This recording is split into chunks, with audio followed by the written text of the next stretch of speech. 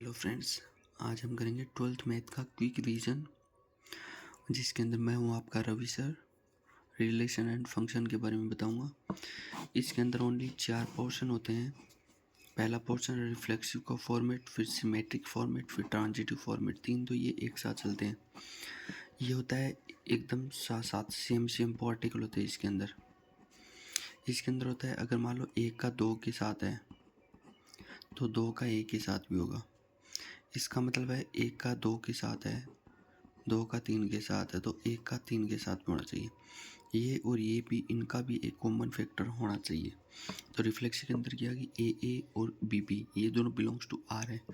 ये real number को indicate कर रहे हैं।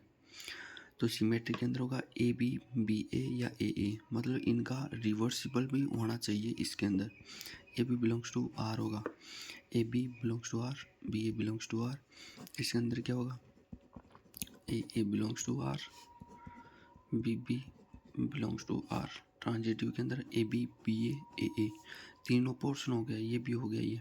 तो ये क्या हो जाएगा, ट्रांजिटिव हो जाएगा। ये तीनों हमेशा याद रखना। इसके बाद में सेकेंड एक्सरसाइज है 1.2 का। इसके अंदर है 1 1 फंक्शन को इंजेक्टिव फंक्शन बोलते हैं। ये जब मान लो ये एग्जांपल दिया है कि एफ आर से आर के अंदर है, ये डोमेन ए का, ये डोमेन बी का है। मान लो ये ए है, ये बी है। यहाँ पे कोई भी चीज़ है, मतलब 1 रखा तो ये 1 आ गया, -1 रखा तो भी 1 आ गया। तो इसका मतलब ये क्या हो गया, ये एक 1 फंक्शन नहीं हुआ। तो मतलब दोनों का एक के साथ हो गया फंक्शन की, ये सेम हो गया। तो ये 1 तो नहीं होगा।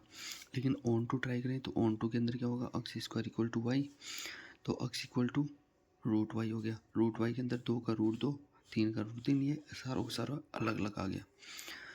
1 के अंदर इसका इसके साथ देखते हैं, जबकि ऑन टू के अंदर इसका रिवर्सिबल देखते हैं। ये पहले आ जाएगा, ये बाद में आ जाएगा। कोई भी फंक्शन दे देगा X square plus 1 equal to Y, कोई भी फंक्शन देगा उसको वाई के इक्वल करना है, फिर एक्स की वैल्यू निकालनी है, तो वाई -1। अब वाई की वैल्यू जो भी रखनी है ये इन डोंगल्स में रखनी है, या डोंगल वगैरह में रखना है। 1 का 2 के साथ 1 रखा तो 0 रखा, 2 रखा तो 1 रखा, इससे अलग अलग आ रहा है।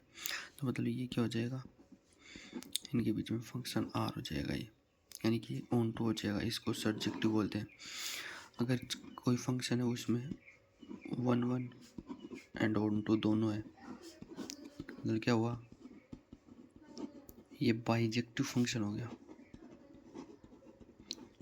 So keep it up.